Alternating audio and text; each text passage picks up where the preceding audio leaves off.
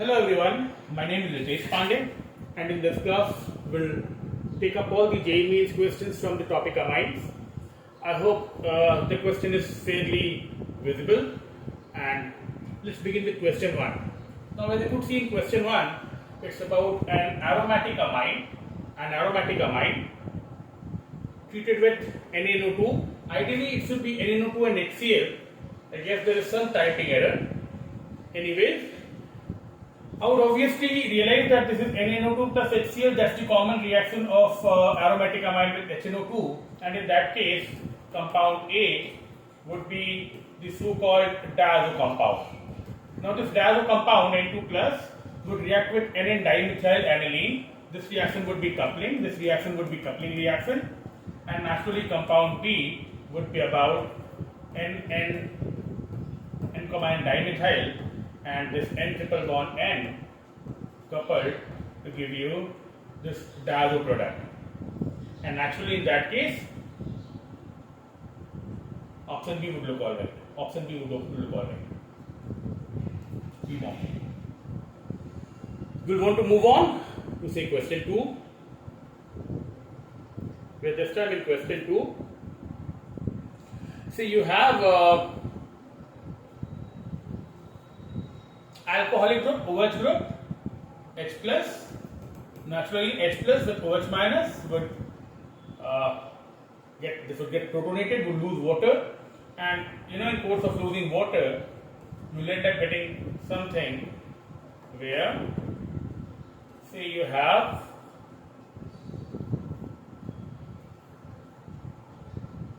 positive, this losing water, positive next to a ring, which could trigger a ring expansion.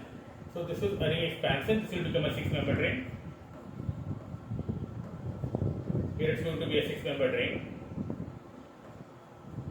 And this 6-membered ring, would have a positive charge here. So naturally, with or without OH minus,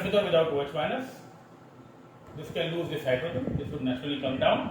You'll have a pi bond here, option C is solved. We're going to move on to see question 3. What you can do is, every time a question comes on the screen, you can pause the video, try it of your own, and then you'll go to resume to look for the solution if your attempt was right or not. In this case, question 3, NaNO2HX. NaNO2HX would again give you HNO2, and in case of N, N dimethyl aniline,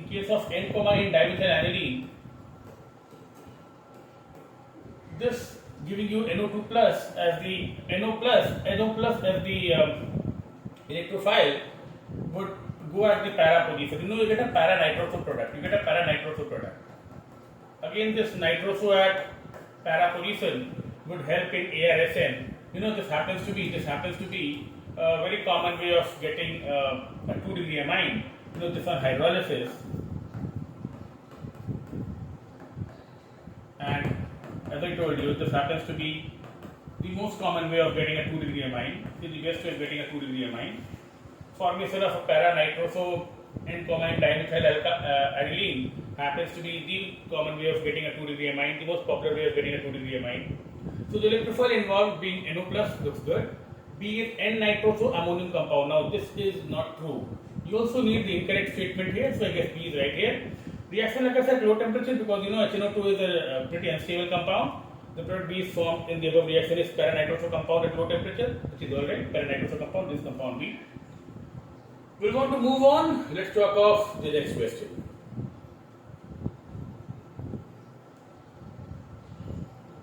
Orthophenylene diamine. Now orthophenylene diamine, first of all you need to come up with the right structure. Orthophenylene diamine would look like 2NH2 group, diamine at ortho position. With HNO2, say I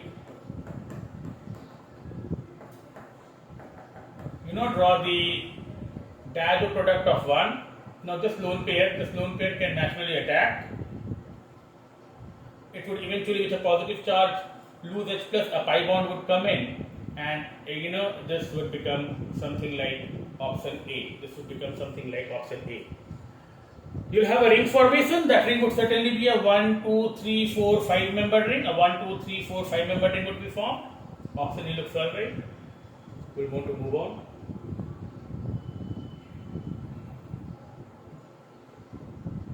Question 5. Isomeric amines with molecular formula C8H11N give the following test. Isomer P, which can be prepared by Gabriel thiamide synthesis. You know, one limitation of Gabriel thiamide processes, using Gabriel thiamide,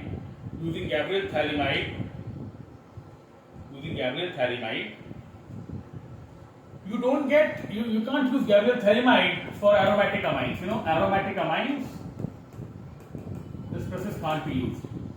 It's used for a 1 degree amine which is not aromatic. So in that case, for option P, something like C or D is ruled out because this is aromatic. This is 2 degree. It could be A or B. Actually, A or B, P is identical. Isomer Q reacts with Hinsberg reagent to give a solid insoluble in NaOH. Now, insoluble will mean Q is 2 degree amine. So here, you know, this being 3 degree, this is ruled out, and option A would be the correct answer. Isomer R reacts with HNO2 followed by beta naphthol to give a red dye. This is about diazotitration, which is true for an aromatic amine, and R natural is an aromatic amine. So with all of this, you know, information, I'll want to claim A to be the right answer, and we'll want to move on. I repeat, every time you see a question on the board, you would certainly want to pause the video, give it a try. C8H11N, which can be synthesized by Gabriel thiamide synthesis. So if it is synthesized by Gabriel thiamide process, I repeat, it is a 1 degree amine. And it can't be aromatic. With heat carbon, first thing which comes to my mind is 6 carbon, and then this would be CH2, NH2. So this is again a 1 degree amine, which is not aromatic because this LH2 is a part of aliphatic chain. So this is certainly one possibility. Then it could be benzyl amine. Benzyl amine again is going to be a 1 degree amine. It's also going to be a 1 degree amine which is non-aromatic because it's not directly attached to the ring. It's a part of this carbon which is aliphatic.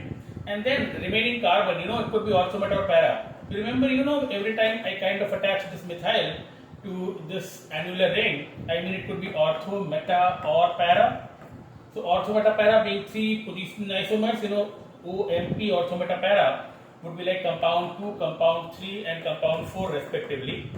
So now I can have 4 compounds, so far having 1 degree amine and not aromatic in nature. What also comes to mind is, say a compound like a ring, I can still make it 1 degree, I can still make it 1 degree,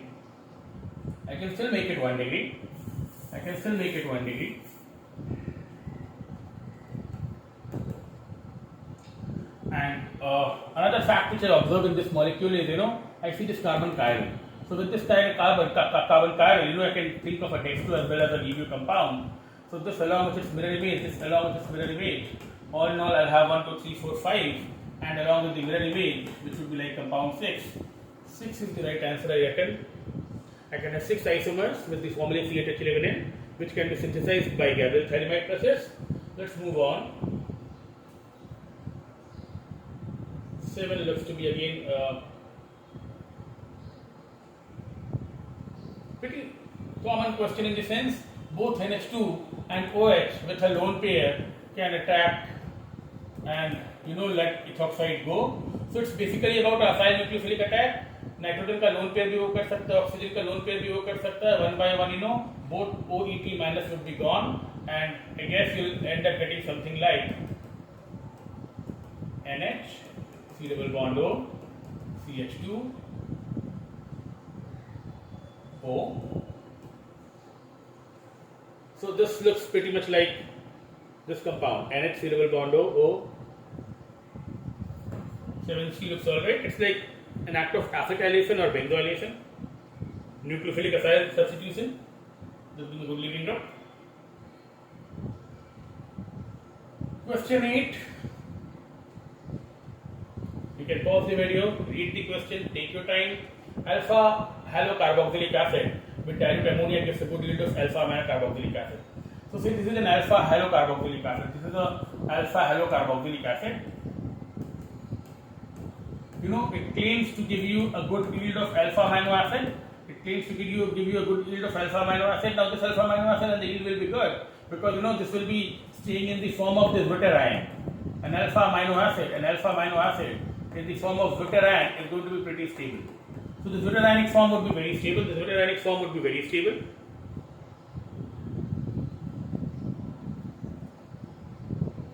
A normal amine, with alkyl halide is not a great way of preparing amine, because it leads to polyamination. Polyalkylation, this RNH2, can react with another mole of RCl. You'll get a 2 degree and this will react with another mole of RCl. So, you'll get 1 degree, 2 degree, 3 degree. This is going to be a mixture of amines. So, naturally, in this case, the yield of amine is very low when normal alkyl halide is made to react with ammonia. Reason amino acids exist in deuterion form in aqueous medium. Both are right and R is the correct explanation. Option C looks good. We'll want to move to question 9.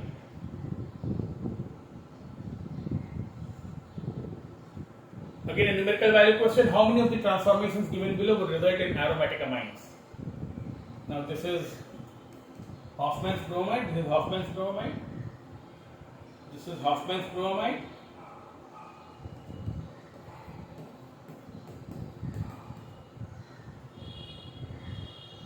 This isn't possible because I told you you'll have double bond character here. Aromatic amine will have double bond character here. So the basic plot of this lone pair, getting rid of this chlorine, it is alright for an alkyl halide, and an alkyl amine could be the result of Gabriel thalamide. See, this is a thalamide induced process. It's a thalamide, an alkyl thalamide. So an alkyl is alright, an aryl is not possible. NO2 could be reduced to NH2. And this is hydrolysis. NHCOCH3 normally will get hydrolyzed to NH2 and CH3COH. So A gives you an aromatic amine, C gives you an aromatic amine, D gives you an aromatic amine. 3 is the right answer. We'll want to move on. Question 10. Yet again you will want to read the question, take your time. Cyclohexylamine with nitrous acid would give you cyclohexanol with PCC. So this compound P with PCC, it will get oxidized to cyclohexanol, and this will dilute NaOH. It's going to be a case of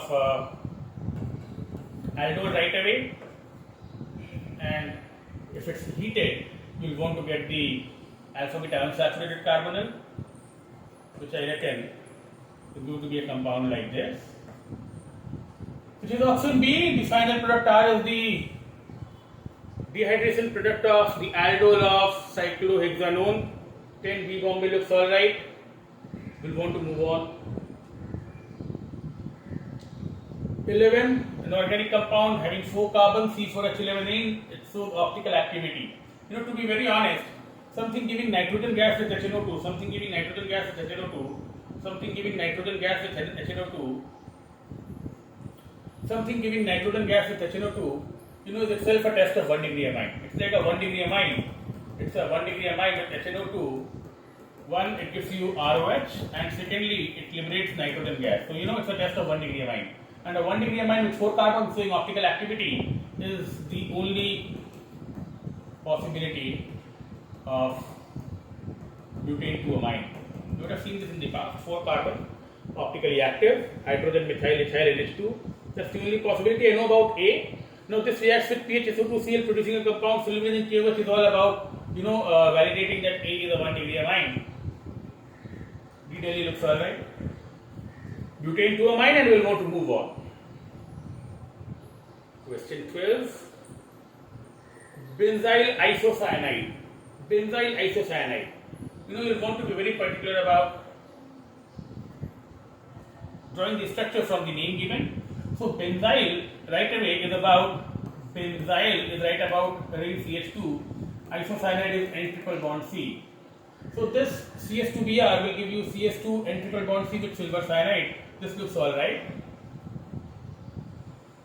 With potassium cyanide, sodium cyanide, you get a cyanide. With silver cyanide, you get an isocyanide. That's pretty understood. CH2NH2 with CHCl3. This is Carbylamine reaction. RNH2 gives you RNC. So this one again would give you a ring CH2. This is carbylamine. This is carbylamine. So I think D also gives you benzyl isocyanide. C, this will give you ring CH2 and triple bond C. So it's not benzyl isocyanide. It's having one more carbon. It's not benzyl. This is benzyl isocyanide.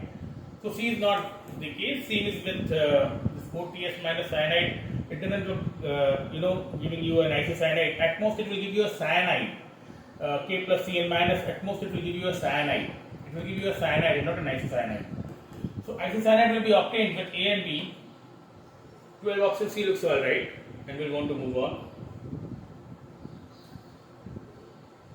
Propanamide with bromine KOH.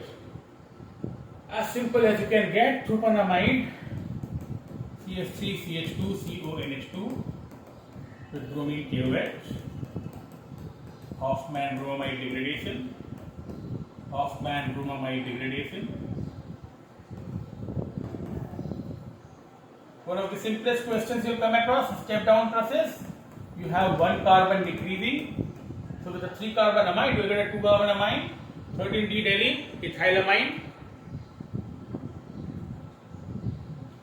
14 is as simple as it sounds, aqueous medium, even if it doesn't mention aqueous medium. I told you, by default basic strength is in aqueous medium until and unless they specify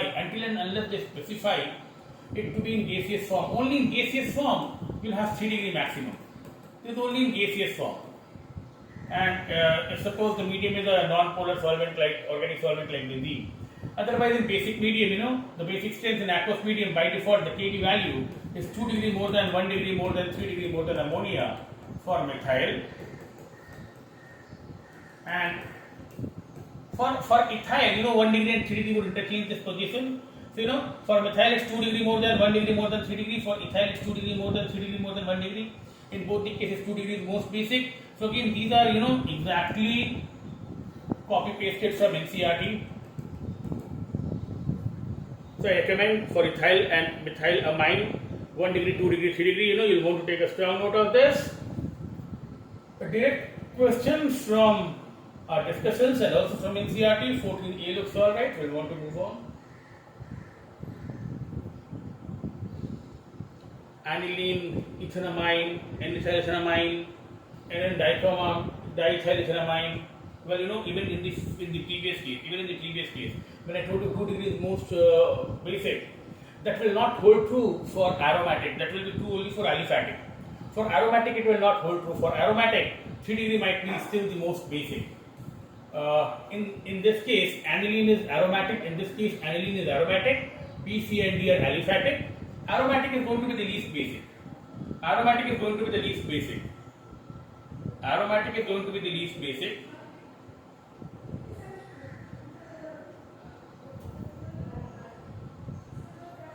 Aromatic is going to be the least basic, and the one which is least basic, with minimum Kb, you will have maximum pKb.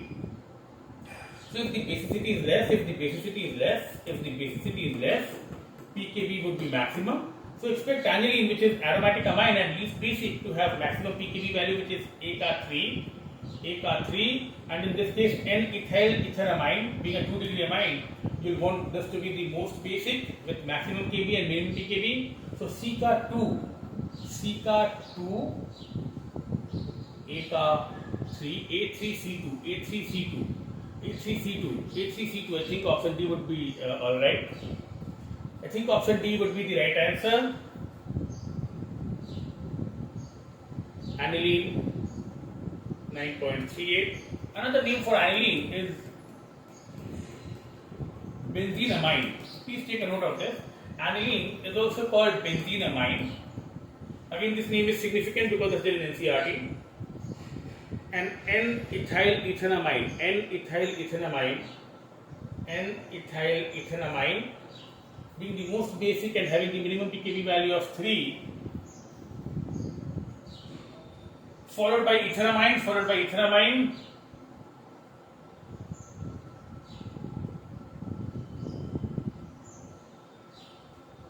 having a value of 3.29. followed by 3 degrees rather, N diethylenamine having a value of 3.25, I believe.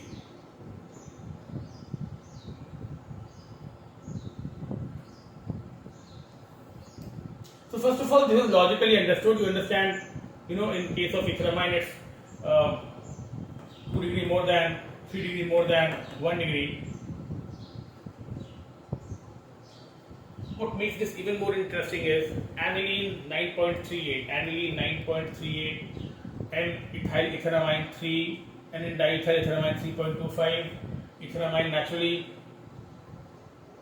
3.29, and as a matter of fact, a real exam question 2023, you'll be surprised to see even the data, because there is the question.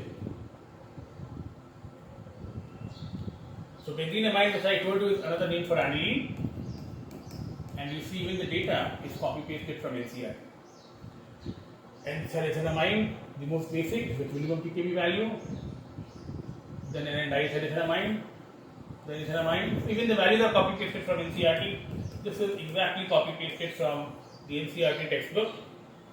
So this again proves things that are so relevant for an exam conducted by NTA. NCRT becomes the motherboard for such an exam. 16 pure aniline and other amines are usually colorless. You would know it's a true statement. And they get colored on storage due to atmospheric reduction. They do get colored on storage, but this is due to atmospheric oxidation. So just one word, and you need to be very particular about reading the statement. All right, just one word, oxidation, and this would be the right statement. Reduction is the wrong statement. Statement 1 is correct. Statement 2 is incorrect. 1 is correct. 2 is incorrect. Option C looks all right. 16C Calcutta. We're going to move on.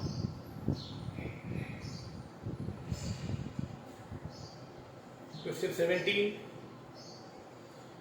Which among the following is the strongest base? They're all cases of 3 degree amine. I reckon they're all cases of 3 degree amine. Among these, option C, compound C, is one which is going to be a little less basic because the lone pair will be involved in resonance. So this lone pair is in conjugation with the pi bond, so this might be less basic. And see what works to the what goes to the disadvantage of 3 degree amines. What goes to the disadvantage of 3 degree amines, and we have done this in GUC, is steric hindrance.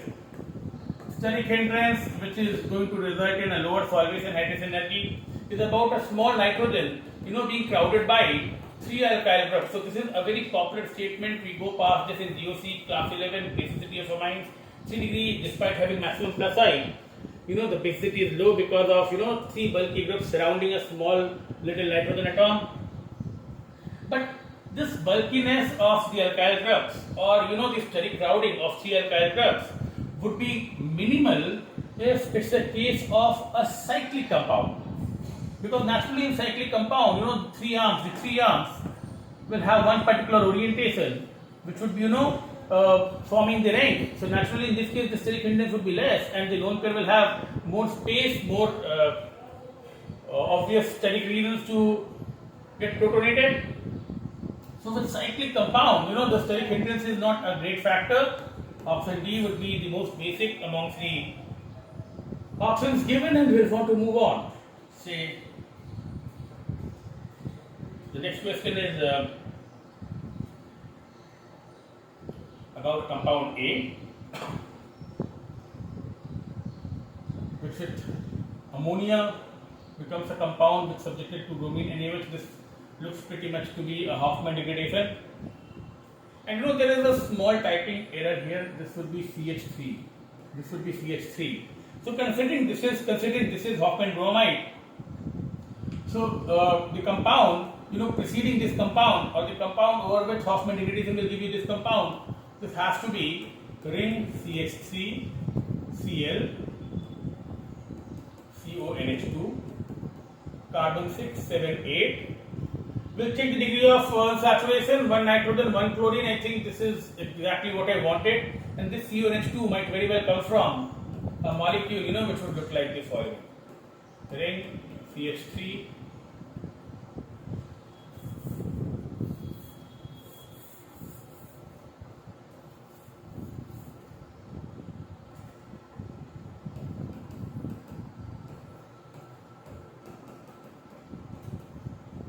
would very well be COCl. The COCl will become CONH2 with ammonia, and the CONH2 will become NH2 when subjected to Hofmann bromide degradation. We will want to move on. 20 happens to be, say, the most simple question, the most straightforward question. 19, I'm sorry. Hinsberg reagent is benzene sulfonyl chloride. We all know about it. Hinsberg reagent is benzene sulfonyl chloride. Option A looks alright. So, this being the very first session on amines, I would want to keep it light. Maybe in the next session, we'll start with question 20 onwards. I hope this was a fruitful experience. We'll carry on with question 20 in the next session.